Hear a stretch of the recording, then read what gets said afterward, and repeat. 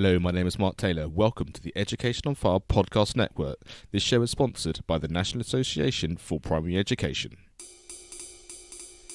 Hello and welcome to the Education on Fire podcast. The place where we share creative and inspiring learning in our schools.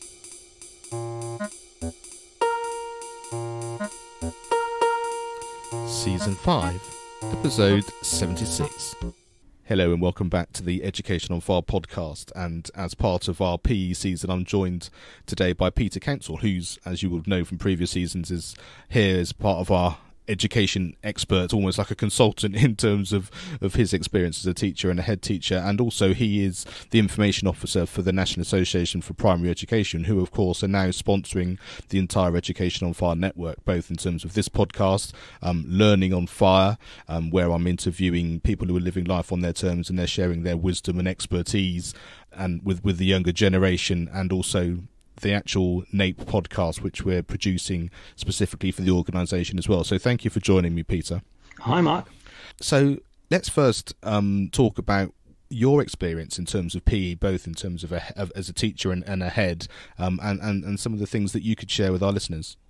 Well, my background, Mark, is actually as a PE teacher.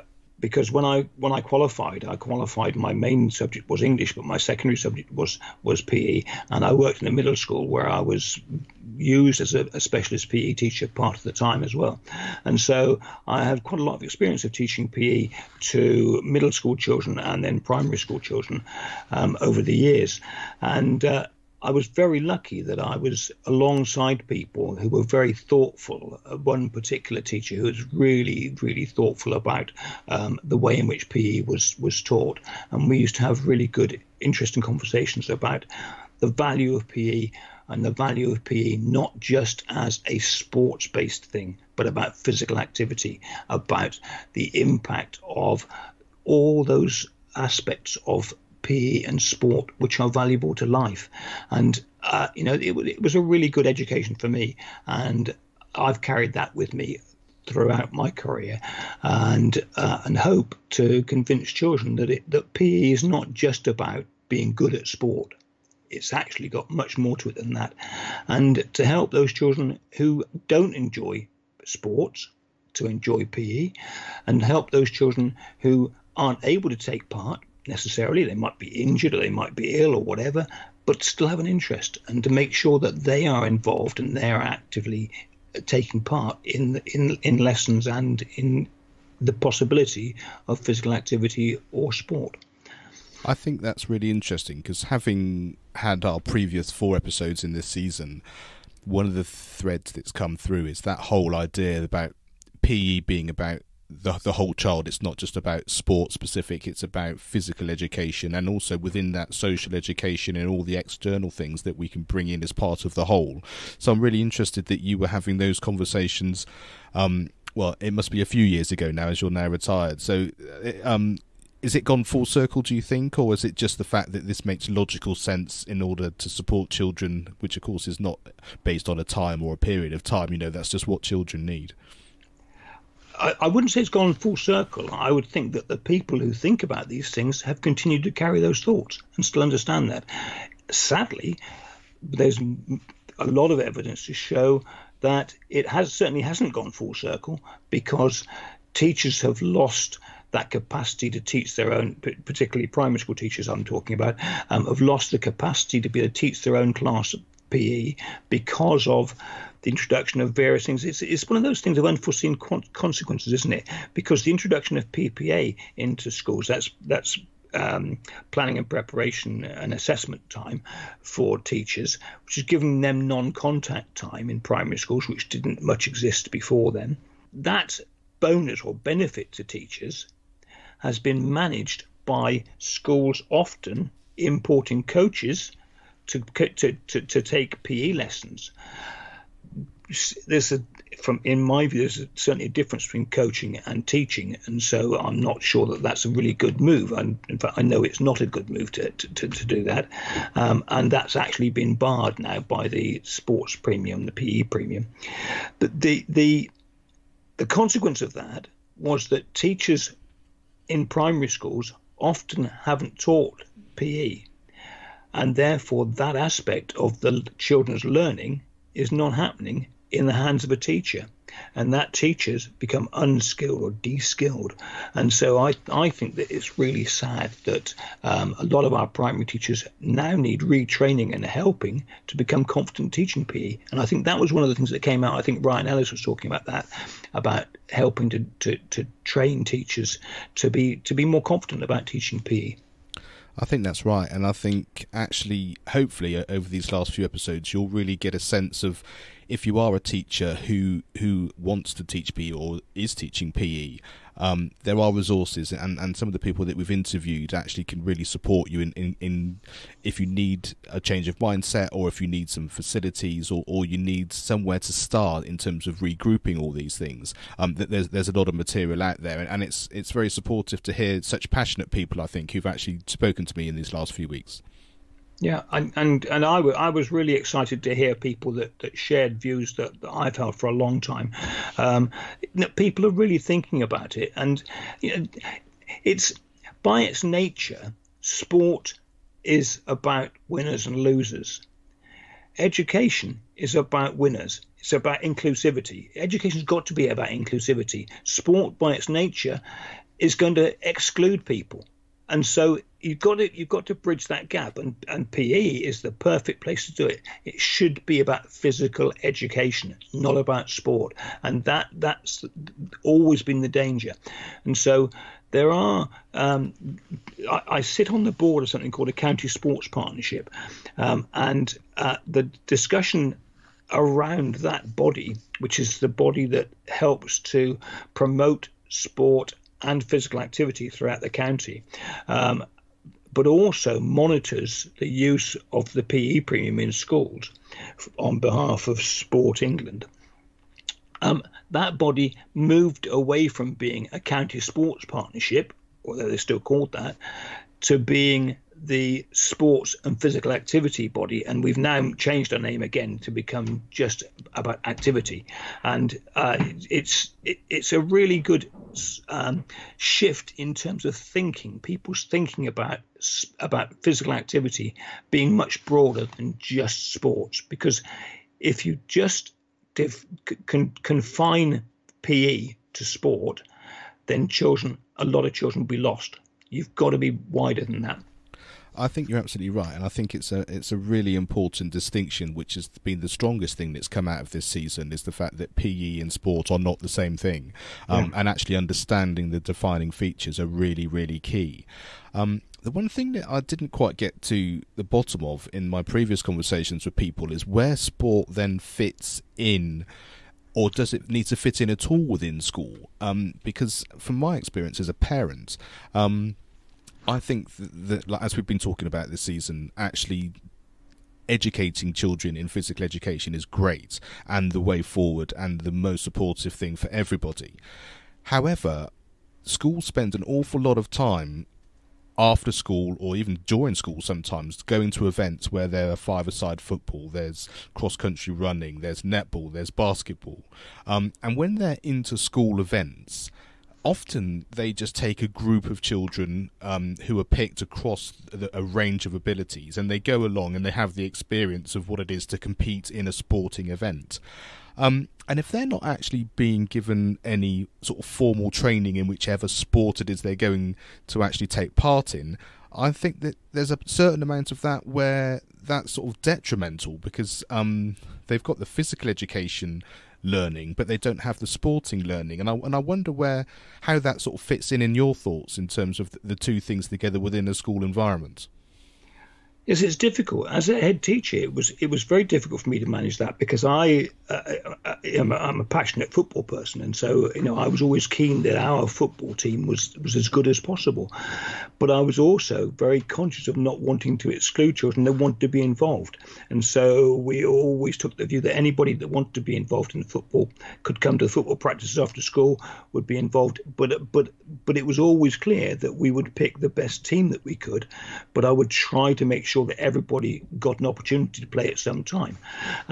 Very difficult to manage for schools.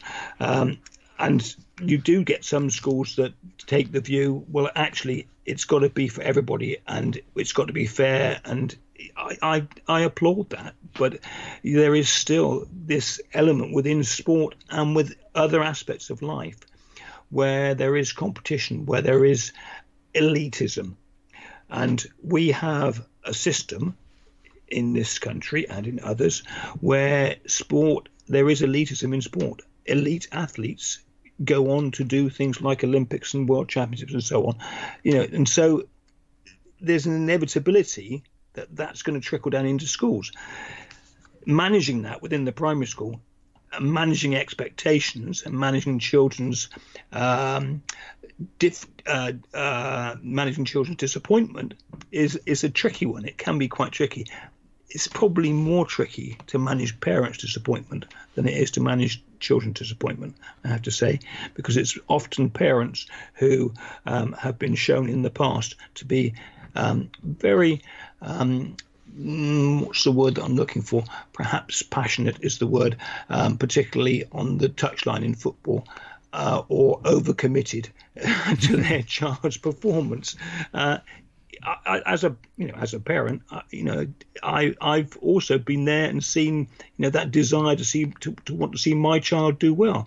As an older parent, I've played football, five-a-side football in the same games as my son, and still do. I wouldn't dream of letting him beat me. And I think it's an interesting one, isn't it? Because I guess there are two things that spring to mind for me there. One is the fact that it's about communication. So if as a school your philosophy is, for this event we're going to take a range of children with abilities and experience in this particular sport to give them an understanding of what that's like, then everyone knows that's the philosophy that the school may be using. And it may well be that they'll be up against the school, like you say, whose most important objective is to win, and therefore they will have been training and maybe doing after-school clubs, and actually they're going to pick who they perceive to be the best people, and their objective is to win. And there's a different environment for each of those schools and those different experiences, and I guess so the expectation of what the school's trying to do and communicating that to the children and to the parents is probably the most important thing. But you see, as a head teacher, you have a commitment and an obligation to those children who are the more elite end as well, because by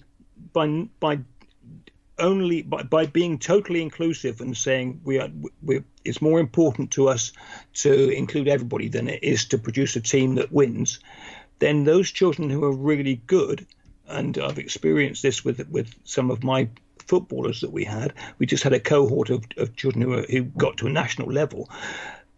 I would have been doing them a disservice if I hadn't allowed them to blossom as well as they did. So, there's always that dilemma. In schools, we're always caught with this sort of difficulty, this area where you're trying to do the best for everybody, but you've got some who are going to do better than others. Some children will be better readers than others. Some children will be fantastic at playing a musical instrument. You would want to promote that. You'd want everybody to support that. And so what you're trying to do and build within the philosophy of the school is the feeling that everybody is striving to do their best. And that was what we would do, is we would say, in every aspect of school, we want everybody to be as good as they can be, and that allowed us to have children performing in various ways for others in the school, to inspire them and maybe say, look, it's not just about only that child does that, but it's there are all across the spectrum. There are children who can succeed in various ways, and you look for that so that others can be inspired to manage to be the best they can be as well. And I think that the progression from that is the fact that, as you say, we all have individual skills, we all have individual talents, and that's where the whole idea of having a broad education spectrum within primary education is really important, because, as you said, the more experience you get, whether it's within sport, whether it's within the music, whether it's within the arts generally, as well as just the more academic subjects, it means that somewhere within there you will, as a student, hopefully find something which speaks to you, and you can, the way that we learn and the way that we develop is to think, I like this gives me something, I want to put more time and energy into it. So it's time is obviously probably the biggest factor there, isn't it? Sort of within sport itself, if there was more time in order to be able to promote these things, then everyone would have more of a chance to actually progress at their level, whereas compared to the amount of time we have for maths and English, obviously PE is a lot less than that. But like I said, if you've got this broad education sense, then as we all do, you put and you get out as much as you can within the experience you're having, whatever that subject happens to be. And I guess that's, as a NAPE member, and what we talk about on the NAPE podcast, it's that kind of child first idea. And so that's why having this broad idea and a focus that we're just giving you the experiences and the knowledge you need to find who you are is a really important way of feeling, and that fits in within sort of everything we've been talking about, really. Yeah, and for some children, it is only, possibly a performance area like being on stage, performing in some way musically or dramatically, or often in sport. There will be children that just do not manage to succeed in academic subjects, that they feel like a failure. But you put them on the sports field, and suddenly they can do it. And I've known certainly plenty of children who academically can't cope with what they're being asked to do for a variety of reasons, perhaps cultural background, perhaps because they don't have that capacity to relate to what's being taught, perhaps because of any sort of reason. But you put them on the sports field and suddenly they can do it. Well, what it tells me is that they have the intellectual and the cognitive capacity to do these things. It's just that's where it fits, and it's and so you need to give those children the opportunity to succeed, even if they're not succeeding academically. Sadly, our school system put so much emphasis on the academic subjects, particularly English and maths and science, that PE, particularly in sport and physical activity, get excluded from being a valuable thing. I think there was a conversation you had with one person in one of the interviews where they were talking about parents' evenings and saying, but it doesn't get discussed at parents' evenings. I think you were saying that, weren't you? Yes, I did mention that. Yeah. Yeah, that it doesn't. I don't recall often having conversations about PE with parents. It doesn't come up because you're so busy talking about the important things, so-called, like how they're doing in their reading. And the other thing which I find interesting, and I think it's been supportive in some ways, is the fact that the introduction of, like you said, that there's the thing about having coaches coming in delivering PE, but I'm thinking more about the more wraparound idea where you have organisations and coaches coming in doing specific sport-related things, but either as breakfast clubs or after-school clubs. Because I think one of the most successful things that I've experienced as a parent with our children going through it is that in those environments, because they're sort of self-contained, they've been learning really good quality skills. I mean, they've opted in to do it. That's the first thing. So whether it's basketball or football or hockey or netball or whatever it happens to be, they've opted in. Week on week, they've been developing the skills and all the things they need to do that sport. And then these organisations have often then had holiday camps, or they've had inter-school competitions specifically for their organisation. And I think that's been incredibly successful because it's actually been specifically about the children wanting to do it and having the opportunity to do it and being given the skills to do it. And that's sort of like an expansion of PE within school, because it's slightly one step removed, but I think it's been a very positive one. My concern is that's great when you have parents who are able to support children to do these things, but it doesn't necessarily become an option for every child, and that's what I think primary education is really important, is to give every child those opportunities. And I'll be interested to hear what you think about that as well.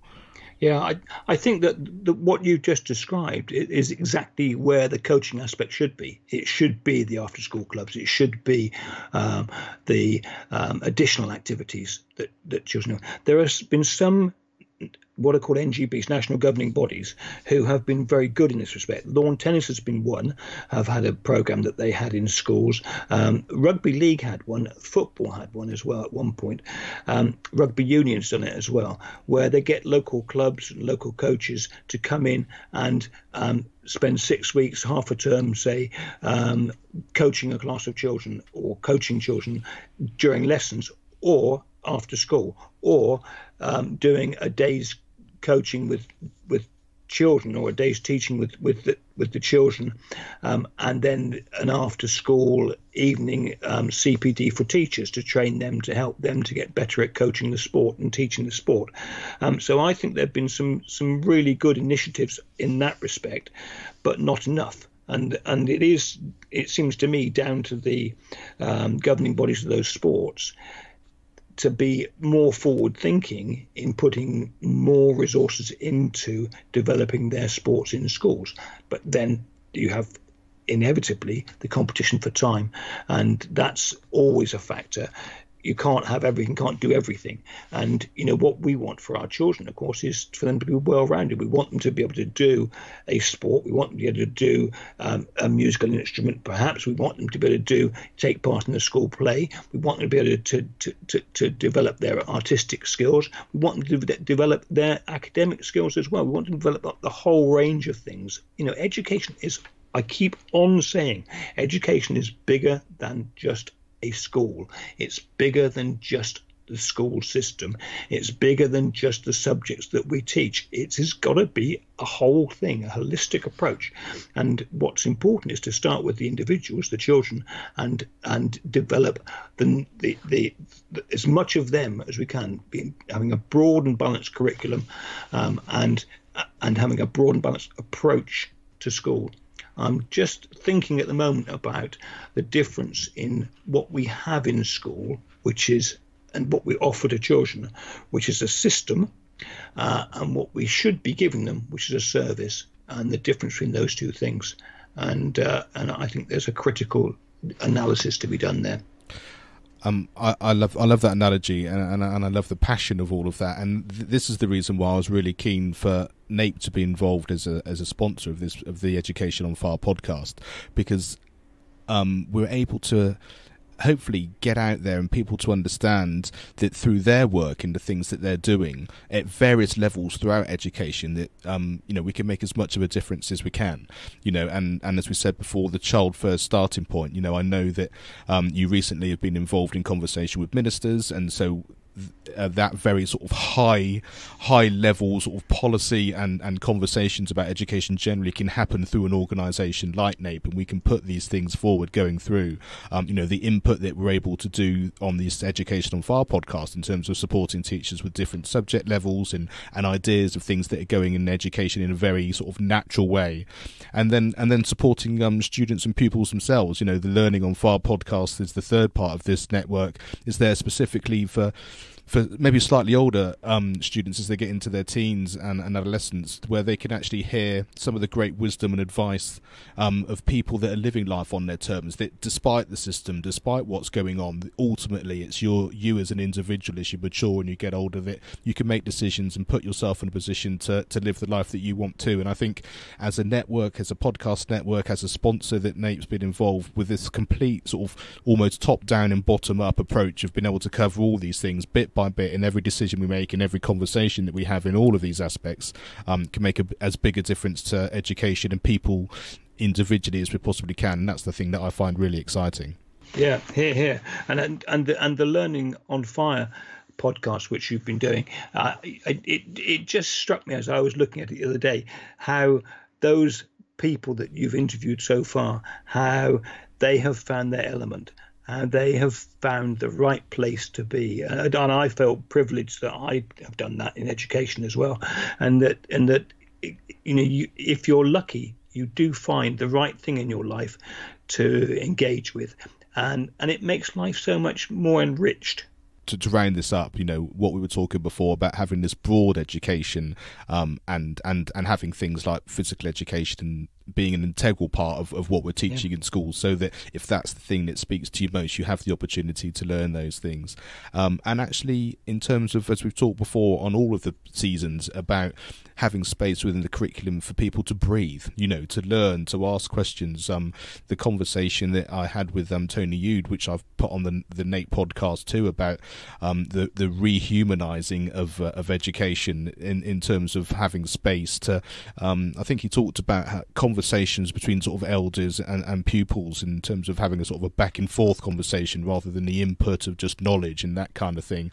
All those things just give our children the chance to sort of learn and find their passion. And you're right, on the Learning on Fire podcast, it really was the sense that all these people have found a passion in a way to embed work and their passion together, which seems to be the key thing that binds them all together in order to sort of live life on their terms and in a way that they want to. And that's not necessarily monetary, it's not necessarily time, it's not necessarily environmental, it's a combination of how do I want to live my life, and it's different for everybody, and it's a combination of all of those things. And yes, as we start to grow and we start to expand the network and create more content for you, hopefully more and more of these things can come around like that, and you can actually feel that we're supporting you on all of these levels, as we said, from sort of the highest kind of educational elements, as it were, all the way through to the individual, and we'll be supporting you with ways for you to find your element, not just in terms of subjects, but also in terms of human skills and that kind of breadth of what it's like holistically, to be able to give you the strength that you need to really understand what you're about as a person, in terms of developing yourself as a teacher, but also whether it's you as a pupil or a student, whatever age you happen to be doing that. And as I said before, it's a very exciting time, and I look forward to how this all develops. And I really appreciate you taking the time to talk to me with your PE hat on, Peter, this time, as well as being an integral part of NAPE too. It seemed to go much wider than PE, didn't it? as we often do. But hey, if people want to hear much more about these sorts of conversations, then the place to go is the National Association for Primary Education podcast, because we talk about all those things on there through education, people's experiences, and all the things that we're involved in. So I urge you to go and take a listen to that and subscribe to that as well. And yes, I look forward to chatting to you very soon. Okay, thanks, Mark. Thanks for listening to the Education on Fire podcast. For more information of each episode and to get in touch, go to educationonfire.com. Education is not the filling of a pail, but the lighting of a fire.